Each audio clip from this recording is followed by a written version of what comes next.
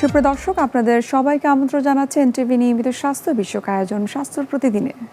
আমি নুসরাত দীপা আপনাদের সঙ্গে রয়েছি। দর্শক, আমাদের বিভিন্ন ধরনের কিন্তু ত্বকের সমস্যা হয়ে থাকে। আজ আমরা এমন একটি ত্বকের সমস্যা নিয়ে কথা বলবো যেটিকে বলা হয়ে থাকে সেতি রোগ অথবা ভিটিলিগো। এটি এমন একটি রোগ, সাধারণত দেখা যায় যে এর স্থায়ী কোনো সমাধান নেই, কিন্তু সময় মতো এবং সঠিক চিকিৎসা যদি করা যায় তাহলে কিন্তু পূর্বের রং অনেকটাই ফিরিয়ে আনা সম্ভব।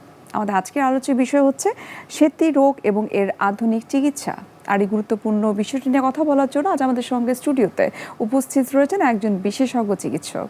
আলোচনা শুরু করব, তবে তার আগে আমরা পরিচিত হয়ে নিচ্ছি আমাদের সেই অতিথির সঙ্গে। ডক্টর মাহবুবুর রহমান 1975 সালের জানুয়ারি মাসে কুমিল্লা জেলায় জন্মগ্রহণ করেন। তিনি ঢাকা মেডিকেল কলেজ থেকে এমবিবিএস ডিগ্রি অর্জন করেন। এরপর তিনি চিকিৎসা বিজ্ঞানে উচ্চতর এফসিপিএস ডিগ্রি লাভ করেন।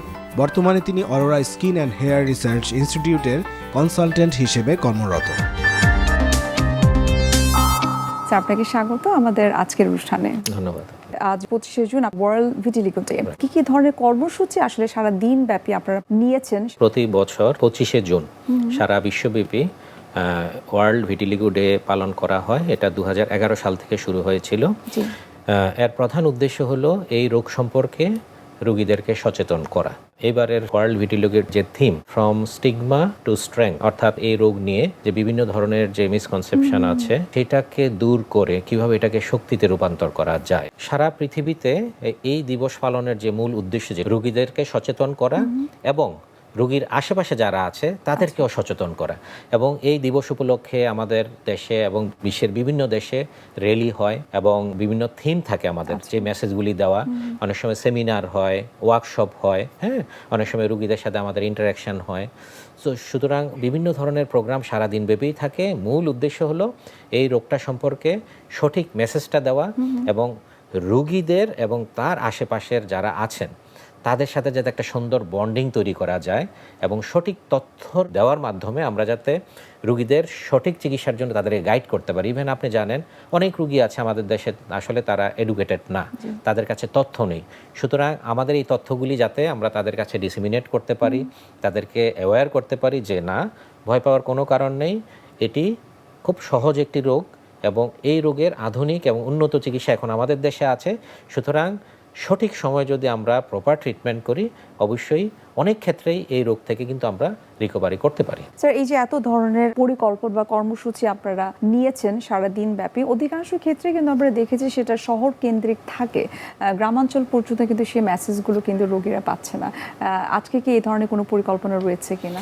আপনি জানেন যে প্রাইভেট সেক্টরে অনেক সময় চাইলেও আসলে আমাদের দেশের সব জায়গায় অ্যাক্সেস করা যায় না, কারণ এগুলির সাথে অনেক কিছু রিলেটেড থাকে। উদ্যোগ নেওয়ার জন্য, একটা প্রোগ্রাম অ্যারেঞ্জ করার জন্য অনেক সাপোর্ট, লজিস্টিক সাপোর্ট লাগে। তো এই ক্ষেত্রে আমার আহ্বান থাকবে, বিশেষ করে সরকারি ক্ষেত্রে যারা কাজ করছেন, যারা দায়িত্বপ্রাপ্ত আছেন, তারা যদি উদ্যোগ নেন এবং আপনি জানেন যে গভর্নমেন্ট এবং প্রাইভেট যদি একটা কোলাবোরেশনের মাধ্যমে এই জিনিসগুলি করা হয় তাহলে আমার মনে হয় যে খুব সহজেই আমরা আরও অনেক বেশি ডিসিমিনেট করতে পারবো। আমাদের প্রত্যন্ত অঞ্চলে যেখানে রুগীরা আছেন, রুগীর আশেপাশের আত্মীয় স্বজন আছেন, তাদের কাছে আমরা মেসেজটা পৌঁছাইতে পারবো। দিন শেষে আমাদের যে উদ্দেশ্য এই রুগীদের প্রতি আমরা সঠিক চিকিৎসার ব্যবস্থা করা এবং তাদের প্রতি সঠিক বিহেভ করা, এই কাজটা আমরা করতে পারবো। স্যার, কোন রোগটাকে আসলে শ্বেতরোগ বলা হয়? কি ধরনের সাইন সিমটম থাকলে সেটাকে আমরা আসলে ভিটিলিগো বা শ্বেতরোগ বলবো? আমরা খুব সংক্ষেপে যদি জানতে চাই আসলে শ্বেতরোগ বা ভিটিলিগো জিনিসটা কি, আমাদের শরীরের ত্বকের প্রত্যেকের কিন্তু একটা নির্দিষ্ট কালার আছে এবং এই কালার তৈরি করার জন্য আমাদের ত্বকে মেলানোসাইট বলে একটা সেল আছে যে কালারটা তৈরি করে। যাদের শরীরে কালারটা বেশি তৈরি হয় তারা কিন্তু একটু শ্যামলাটে বা কালো হয়, যাদের শরীরে কালারটা কম তৈরি হয় তারা কিন্তু একটু ফর্সা হয়। যখন শরীরে অটো ইমিউন কারণে, অর্থাৎ আমাদের শরীরের যে মেলানোসাইট যখন এটা নষ্ট হয়ে যায়, ধ্বংস হয়ে যায়, কিভাবে ধ্বংস হয়? আমাদের বডির যে প্রতিরোধ ক্ষমতা, সেই প্রতিরোধ ক্ষমতা এই সেলটাকে মনে করে সে একটা প্যারাসাইট বা সে একটা জীবাণু বা ফরেন কিছু, তখন সে এটাকে ডেস্ট্রয় করলে ওই জায়গার সেলটা নষ্ট হয়ে যায়। তখন কি হয়? ওই জায়গার কালার তৈরি হয় না এবং ওই জায়গাটা সাদা হয়। এটাই হলো ভিটিলিগো বা শ্বেতরোগ। কিন্তু প্রশ্ন থেকে যায় আমাদের শরীরে আর অনেক কারণে কিন্তু সাদা হয়, তাহলে কি সব সাদাই কি শ্বেতরোগ? This is very important. মোটেও সব সাদা শ্বেতরোগ না। যেমন আমরা জানি ছুলি, হ্যাঁ, খুব কমন একটি রোগ, যেটাকে আমরা মেডিকেলের ভাষায় পিটারিয়াসিস ভার্সিকালার বলি। সেখানেও কিন্তু আমাদের ত্বকের কালার একটু সাদাটে হয়। আচ্ছা। কিছু কিছু জন্মগত দাগ যেগুলিতে ত্বকের কালার সাদা থাকে, এবং এক ধরনের বাচ্চাদের অ্যালার্জি হয় যেটাকে আমরা বলি পিটারিয়াসিস অ্যালবা, সেখানে কিন্তু ত্বকের কালার সাদা হয়।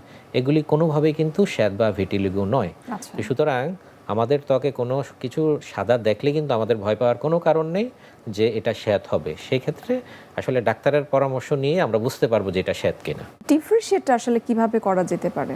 বিশেষ করে বাচ্চাদের ক্ষেত্রে আমরা এই রোগটা বেশি দেখি, এবং বলা হয় যে 30 বছরের নিচে প্রায় এই রোগের 70 থেকে 80% রোগী আক্রান্ত হয়। তো সুতরাং বাচ্চারা বা অ্যাডাল্টরা যখন আমাদের কাছে আসে, তাদের কমপ্লেনগুলি থাকে এরকম যে তার শরীরের কোনো একটা অংশে প্রথমে ছোট একটু সাদা হয়েছে, আস্তে আস্তে এটা বৃদ্ধি পাচ্ছে। আচ্ছা। হ্যাঁ, শরীরের প্রথমে যদি হাতে হয় তখন মুখে হয়েছে। সাধারণত বডির ভিতরে হলে ইনিশিয়ালি ওরা এটাকে গুরুত্ব দেয় না, যেহেতু দেখা যায় না, কিন্তু যখন এটা মুখে চলে আসে, এক্সপোজ পার্টে চলে আসে, তখনই কিন্তু ওনারা আসলে আমাদের কাছে আসেন। ওনারা যখন আমাদের কাছে আসলে তখন আমরা হিস্ট্রি নেই, এবং হিস্ট্রিতে আমরা দেখার চেষ্টা করি যে আসলে এই রোগের তার পরিবারের কারো আছে কিনা। আচ্ছা। কারণ আমরা অনেক ক্ষেত্রেই দেখি যে তার পরিবারের এই রোগটি আছে। এটা বেসিক্যালি অটোইমিউন ডিজিজ, কিন্তু এটার সাথে জেনেটিক একটা প্রিডিসপোজিশন থাকে। অর্থাৎ আমরা বলতে পারবো না যে এটা প্রত্যেকের ক্ষেত্রে বংশগতভাবে হয়। দেখা গেছে যে এটা অ্যারাউন্ড একটা বড় অংশ 25-30% বা 40%-এর মতো অংশ এটা জেনেটিক একটা প্রিডিসপোজিশন থাকতে পারে। তারপরে আমরা পরীক্ষা করে আমরা দেখি, বিশেষ করে উডস্লাইড বলে একটা টেস্ট আছে, এই টেস্ট করলে আমরা মোটামুটি নিশ্চিত হতে পারি যে আসলে এটা শ্বেত রোগ কিনা।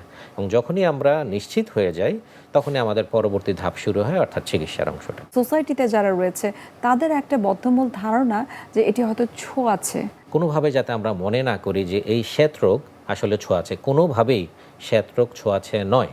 অর্থাৎ একজন শ্বেত রোগীর সাথে আরেকজন ভালো সুস্থ মানুষ যদি সারা জীবনও থাকেন, তার কিন্তু শ্বেত রোগ হওয়ার কোনো সম্ভাবনা নেই।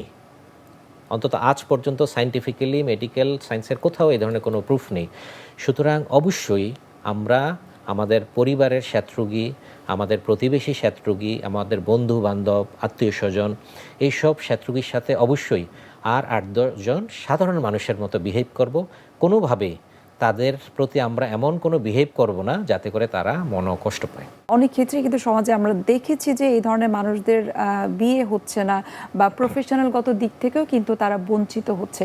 এই ব্যাপারে স্যার আপনার মেসেজ কি সবার প্রতি? বিশেষ করে আমি পার্সোনালি লাস্ট 7 to 8 ইয়ার্স এই রোগটা নিয়ে আমরা কাজ করছি, এবং প্রতিনিয়ত চেষ্টা করছি যে আসলে আমাদের যে মানুষ আছেন, সাধারণ মানুষ যারা আছেন, রুগীরা যারা আছেন, বিশেষ করে রুগীর আশেপাশে যারা আছেন, আত্মীয় স্বজন, বন্ধু বান্ধব, তাদেরকে আসলে অ্যাওয়্যার করার জন্য, তাদেরকে সঠিক তথ্যটা দেওয়ার জন্য। এটা এমন একটা রোগ যে রোগের কারণে রোগীর আসলে কোনো দায় নাই। এই রোগটা আমাদের যে কারোর হতে পারে।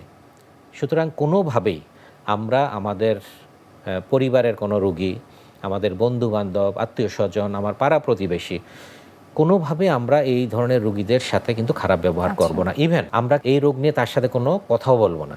কারণ কি, আমরা অনেক সময় হয় কি, নিজের অজান্তে এমন কিছু প্রশ্ন রোগীদেরকে করি যাতে করে রোগীরা অনেক সময় কষ্ট পায়। যেমন বলি যে এই রোগের তো কোনো চিকিৎসা নাই, হ্যাঁ তোমার এই রোগ হয়েছে, এই রোগ তো ছোঁয়াচে রোগ। এই ধরনের কথাবার্তা অনেক সময় আমরা বলি। আচ্ছা। আবার অনেক সময় বলি যে তুমি এই চিকিৎসা করো, ওই চিকিৎসা করো। এটা আসলে কোনোভাবে আমাদের বলা উচিত না। কারণ হলো এই রোগীরা অনেক সময় এই বিষয়গুলিতে বিব্রত বোধ করে, অস্বস্তি বোধ করে, বা আত্মবিশ্বাস কমে যায়। তো সেই জন্য আমার প্রথম মেসেজটা হবে, আমরা এরকম আত্মীয় স্বজন, প্রতিবেশী, বন্ধুবান্ধব যারা আছি, কখনোই এই শ্বেত রোগীদের সাথে যারা আমাদের খুব কাছের, কোনোভাবেই সে না বললে আমরা কখনোই আগ বাড়িয়ে কিন্তু তাকে এই রোগটা নিয়ে কোনো কথা বলে বিব্রত করব না। কারণ এই ধরনের রোগীরা তাদের পরিবার থেকে যদি বাচ্চা হয়, বাবা মারা তাদেরকে সাপোর্ট দেয় চিকিৎসার জন্য। তারা যদি বড় হয়, দে আর ম্যাচিউরড এনাফ। আর এখন আমাদের তথ্য অনেক ওপেন, সুতরাং তারা সহজেই কিন্তু এই রোগের তথ্য নিয়ে সঠিক চিকিৎসার জন্য তারা নিজেরাই কিন্তু উদ্যোগ নিতে পারেন। সুতরাং আমরা যদি বাইরে থেকে যদি তার পারমিশন ছাড়া, মানে আমরা যদি আগ বাড়িয়ে যদি তাকে তার রোগ নিয়ে প্রশ্ন করি বা কথা বলি, আসলে সে বিব্রত হয়। আজকের এই প্রোগ্রাম থেকে আমার এই মেসেজটাই থাকবে, দয়া করে আপনারা কেউ এই কাজটা করবেন না প্লিজ। ছিলেন যে পাবলিক প্রাইভেট পার্টনারশিপের বিষয়টি স্বাস্থ্যসেবার ক্ষেত্রে এখন কিন্তু এই বিষয়টা নিয়ে অনেক আলোচনা হচ্ছে, বিভিন্ন ধরনের পরিকল্পনা করা হচ্ছে। একটু জানতে চাই যে শ্বেত রোগ নিয়ে এই ধরনের কোনো পরিকল্পনা আপনাদের রয়েছে কিনা? প্রাইভেট সেক্টর থেকে আমরা আমাদের জায়গা থেকে যতটুকু সম্ভব আমরা করার চেষ্টা করছি। আমাদের যে জায়গা আছে, আমাদের যে সেন্টার আছে, ওয়ার্কিং প্লেস আছে, ওই জায়গায় আমরা প্রায়ই আমাদের পেশেন্টদের সাথে ইন্টারাকশন করার চেষ্টা করি।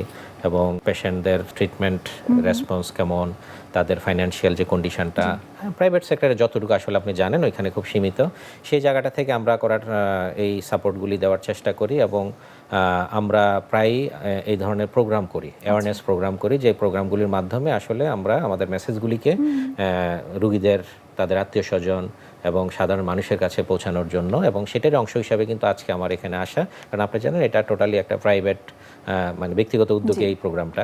তো সুতরাং এখানে যদি গভর্নমেন্ট যদি একটু ইনিশিয়েটিভ নেয়, যারা আপনি জানেন যে যেহেতু এটা একটা স্কিন প্রবলেম, বাংলাদেশে অসংখ্য ডার্মাটোলজিস্ট আছে, তো সুতরাং তাদের মধ্যে যারা এই রোগটা নিয়ে কাজ করে তাদেরকে নিয়ে যদি গভর্নমেন্ট যদি একটু ইনিশিয়েটিভ নেয়, তাহলে ডেফিনেটলি আমি মনে করি যে এই অ্যাওয়ারনেস প্রোগ্রামটা বা এই দিবসের যে তাৎপর্য, যে গুরুত্ব, আমাদের যে উদ্দেশ্য, সেই উদ্দেশ্যটা অনেক সুন্দরভাবে আমরা ফুলফিল করতে পারি। স্যার, ট্রিটমেন্ট সম্পর্কে জানতে চাই যে ট্রিটমেন্টটা কিভাবে করে থাকেন, তার আগে এটা সেটি রোগ কিনা সেটার জন্য কি কি ধরনের টেস্ট আপনারা করতে দেন? যে আমাদের ত্বক সাদা হলে কিন্তু আমাদের সেটি হয়েছে মনে করার কোনো কারণ নেই। রুগীদেরকে আমরা সবসময় পরামর্শ দেই এই ধরনের কোনো প্রবলেম ওনারা ফেস করলে সাথে সাথে নিকটবর্তী একজন স্কিন স্পেশালিস্ট ডার্মাটোলজিস্টের শরণাপন্ন হবেন। উনি তাকে প্রথমে তার ইতিহাস নেবেন, হিস্ট্রি নেবেন, তারপর তাকে পরীক্ষা করে দেখবেন, এবং উডস্লাইড বলে একটা টেস্ট আছে, সেই টেস্ট করবেন। এতেও যদি রোগটা কনফার্ম না হয় তখন ডার্মোস্কোপি বলে আরেকটা আধুনিক চিকিৎসা আসছে, ডার্মোস্কোপি করবেন। এরপরে যদি উনি কনফিউজ থাকেন যে এটা শ্বেত কিনা বুঝতে পারছেন না, ফাইনালি আমরা স্কিন বায়োপসি টেস্টের মাধ্যমে কিন্তু আমরা মোটামুটি নিশ্চিত হতে পারি যে এটা শ্বেত রোগ কিনা। সুতরাং চিকিৎসা, এই যে রোগ নির্ণয়ের জন্য যে পরীক্ষা নিরীক্ষাগুলি খুবই সিম্পল, এগুলি খুব কঠিন কিছু না। সুতরাং আমরা এই কয়েকটা পরীক্ষার মাধ্যমে আসলে আমরা রোগটিকে নির্ণয় করতে পারি। জি স্যার, ট্রিটমেন্ট সম্পর্কে জানবো আপনার কাছ থেকে, তবে তার আগে আমরা একটু দেখে নিচ্ছি আমাদের স্বাস্থ্য প্রতিদিনের নিয়মিত আয়োজন কি খাবেন কেন খাবেন এই সেগমেন্টে। দর্শক, আপনারা দেখছেন স্বাস্থ্য প্রতিদিন। এ পর্যায়ে আমরা দেখে নিচ্ছি বিভিন্ন খাদ্যের পুষ্টি ও গুণাগুণ নিয়ে আমাদের পুষ্টিবিদের পরামর্শ। ত্বকের সৌন্দর্য বৃদ্ধিতে আপনি কি ধরনের খাবার খাবেন এবং কোন ধরনের খাবার বর্জন করবেন? সবার প্রথমেই যে কথাটা সবচেয়ে বেশি ইম্পর্টেন্ট তা হলো ত্বকের সৌন্দর্য বৃদ্ধিতে এবং ত্বক ভালো রাখতে vitamin A, vitamin C, vitamin E ও ওমেগা 3 যুক্ত ফ্যাটি অ্যাসিড জাতীয় যে খাবারগুলো আছে সেই খাবারটা আপনি সিলেক্ট করার চেষ্টা করবেন। ভিটামিন এ আছে সাধারণত গাজর, মিষ্টি কুমড়া এবং পালং শাক, এই ধরনের শাকসবজিতে আছে ভিটামিন এ, যা কিনা স্কিনকে ভালো রাখতে সাহায্য করে এবং ত্বক ময়শ্চারাইজিং এ বেশ ভালোই হেল্প করে। এর পাশাপাশি ভিটামিন ই যুক্ত খাবার, বিভিন্ন বীজযুক্ত খাবার যেমন বাদাম আপনি খাবারের লিস্টে রাখতে পারেন, বিশেষ করে কাঠবাদাম। WHO কাঠবাদামকে বিশ্বের 1 নম্বর খাবার হিসেবে আখ্যায়িত করেছে। কাঠবাদামের পাশাপাশি আপনি রাখতে পারেন রেগুলার আখরোট, যা কিনা ত্বককে ভালো রাখতে সাহায্য করে। এর পাশাপাশি ওমেগা 3 যুক্ত ফ্যাটি অ্যাসিড, বিশেষ করে বিভিন্ন ধরনের সামুদ্রিক মাছ আপনি খাবারের লিস্টে রাখতে পারেন, এবং এর পাশাপাশি অবশ্যই প্রোটিন জাতীয় খাবার আপনাকে রাখতে হবে। বিশেষ করে মাছ যদি আপনি রেগুলার খেতে পারেন তাহলে কিন্তু আপনার স্কিনকে খুব ভালো রাখতে সাহায্য করবে এবং ত্বকে আলাদা জেল্লা দেবে। এর পাশাপাশি অবশ্যই আপনি বিভিন্ন ধরনের শাকসবজি খাওয়ার চেষ্টা করবেন। অনেকে আছেন যে কনস্টিপেশনের কারণে স্কিনের সমস্যা হয় এবং পিম্পল ওঠে, তো যার কারণে আপনাকে অবশ্যই ফাইবারযুক্ত খাবার হিসেবে বিভিন্ন ধরনের শাকসবজি রাখতে পারেন। এবং অনেকে আছেন যে ভুল ডায়েট করতে গিয়ে কিন্তু স্কিনের সমস্যা করে ফেলেন, যেমন খাবারের সাথে বিশেষ করে যারা প্রোটিনযুক্ত খাবার অতিরিক্ত মাত্রায় খায় কিন্তু অনেক সময় কার্বোহাইড্রেট টোটালি খায় না, সেক্ষেত্রে কিন্তু একটা সমস্যা হয়ে দাঁড়ায়।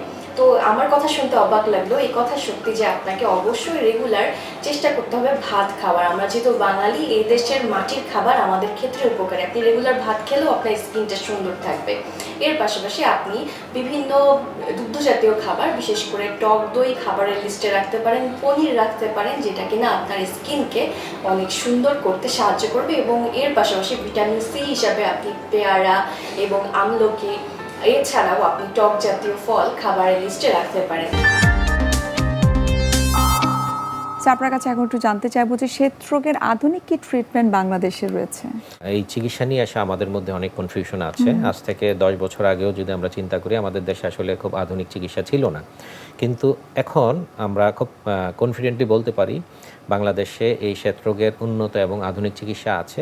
সেই আধুনিক চিকিৎসাকে আমরা আসলে 3টা ভাগে ভাগ করি। প্রথমত আমরা মেডিকেল ট্রিটমেন্ট বলি, যেখানে কিছু খাওয়ার ওষুধ, কিছু লাগানোর ওষুধ থাকে। তারপর আমরা বলি ফটোথেরাপি, এক ধরনের লাইটের মাধ্যমে চিকিৎসা করা হয়। সেই ফটোথেরাপির মধ্যে কিন্তু লেজার ট্রিটমেন্টও আছে। এবং ফাইনালি সবচেয়ে গুরুত্বপূর্ণ কিছু কিছু ক্ষেত্র আছে যেগুলিকে এই মেডিকেল ট্রিটমেন্ট, ফটোথেরাপি, লেজার কোনোটা দিয়ে ভালো করা যাচ্ছে না, আচ্ছা। তাদের জন্য আছে আধুনিক ভিটিলিগো সার্জারি। এবং এই তিনোটা চিকিৎসা বাংলাদেশে খুব সফলভাবে বাংলাদেশের চিকিৎসকরা কিন্তু রোগীদেরকে দিচ্ছেন। আচ্ছা। তার মধ্যে মেডিকেল ট্রিটমেন্টের মধ্যে লাগানোর ওষুধ আছে যেটা খুবই স্বীকৃত, ট্যাক্রোলিমাস, পিমেক্রোলিমাস, জ্যাক ইনহিবিটার্স, এগুলি লাগানোর ওষুধ। আর খাওয়ার ওষুধের মধ্যেও আমরা সাধারণত রোগীদেরকে অনেক সময় জ্যাক ইনহিবিটার ইউজ করি, ইমিউনোসাপ্রেসিভ ড্রাগ, বিশেষ ক্ষেত্রে যাদের খুব এক্সটেন্সিভ, খুব দ্রুত বেড়ে যাচ্ছে, তাদের ক্ষেত্রে আমরা ওরালি ইমিউনোসাপ্রেসিভ ড্রাগ খেতে দেই। আর ফটোথেরাপি আমরা দেই narrowband ultraviolet B, PUVA therapy, excimer light আছে, আপনি যেটা বললেন এক্সাইমার লেজার, সেটা দিয়েও চিকিৎসা করা হয়। এবং ফাইনালি যাদের এই চিকিৎসায় কোনোটাতেই ভালো হয় না, তাদের জন্য আমরা সার্জারির ব্যবস্থা করি। সাধারণত বাংলাদেশে প্রথমবারের মতো নন কালচার্ড মেলানোসাইট ট্রান্সফার, যেটা নাকি বর্তমানে সবচেয়ে আধুনিক ভিটিলিগো সার্জারি, খুব সফলভাবে 2019 সালে আমাদের দেশে শুরু করেছি আমরা, এবং খুব সফলভাবে আমরা এটা পরিচালনা করছি, এবং এটার রেজাল্ট হলো খুবই আশাপ্রদ, আমরা এতটুকু বলতে পারি। সুতরাং আজকের এই প্রোগ্রাম থেকে মেসেজ এটাই, যদি ভিটিলিগো আমাদের কারোর হয়, ভয় পাওয়ার কোনো কারণ নেই, যেহেতু আমাদের সকল চিকিৎসা আছে। সুতরাং আমরা সবার আগে যেটা করব, ডানে বামে না গিয়ে কোনো মেল ট্রিটমেন্ট, ভুল চিকিৎসার সম্মুখীন না হয়ে আমরা সরাসরি একজন বিশেষজ্ঞ স্কিন স্পেশালিস্টের কাছে যাব, সঠিক রোগ নির্ণয় করব এবং সঠিক চিকিৎসা গ্রহণ করব। স্যার অসংখ্য ধন্যবাদ এত চমৎকারভাবে ভিটিলিগো রোগ সম্পর্কে আমাদেরকে বলার জন্য। সেই সাথে শুভকামনা জানাচ্ছি এনটিভির পক্ষ থেকে। ধন্যবাদ ডক্টর নুসরাত, এবং অবশ্যই ধন্যবাদ জানাই এনটিভি এবং তার সকল কলাকুশলীকে। সুপ্রিয় দর্শক, এতক্ষণ আপনারা দেখছিলেন এনটিভি নিয়মিত স্বাস্থ্য বিষয়ক আয়োজন স্বাস্থ্য প্রতিদিন। এই পর্যায়ে আমরা দেখে নিচ্ছি আমাদের আগামী পর্বে কি থাকছে। এন্ডোমেট্রিওসিস হচ্ছে জরায়ু বলে একটা অর্গান আছে আমাদের শরীরে, যেটা হচ্ছে মাসল দিয়ে তৈরি এবং একটা পিয়ার শেপড স্ট্রাকচার। তো ওখানে লেয়ার থাকে, 2-3টা লেয়ার থাকে। ভিতরের যে লেয়ার সেটার নাম এন্ডোমেট্রিয়াম, এবং সেই এন্ডোমেট্রিয়াম লেয়ারটি সাধারণত ওভারিয়ান হরমোন দিয়ে পরিচালিত হয়। দেখা যায় এটা একটা সময় খুব প্রলিফারেটিভ ফেজে থাকে, এবং বাচ্চা যদি গর্ভে আসে তাহলে বাচ্চাকে সে সাপোর্ট দেওয়ার জন্য তৈরি হয়, কিন্তু যেই সাইকেলে কনসিভ হয় না, সেই সাইকেলে এই এন্ডোমেট্রিয়াম লেয়ারটা শেডিং হয়ে যায়। বিশ্বের যে কোনো প্রান্ত থেকে যে কোনো সময় এনটিভির জনপ্রিয় অনুষ্ঠান স্বাস্থ্য প্রতিদিন দেখতে আপনারা ভিজিট করতে পারেন আমাদের পূর্ণাঙ্গ পোর্টাল www.ntvbd.com এ। এছাড়াও এনটিভির বিভিন্ন ধরনের জনপ্রিয় অনুষ্ঠান এবং নিউজ আপডেট পেতে আপনারা ভিজিট করতে পারেন আমাদের ইউটিউব চ্যানেল এবং ভেরিফাইড ফেসবুক পেজে। আজ এখানে শেষ করছি দর্শক, দেখা হবে আবার আপনাদের সঙ্গে। সে পর্যন্ত আপনারা সবাই ভালো থাকুন, সুস্থ থাকুন। আল্লাহ হাফেজ।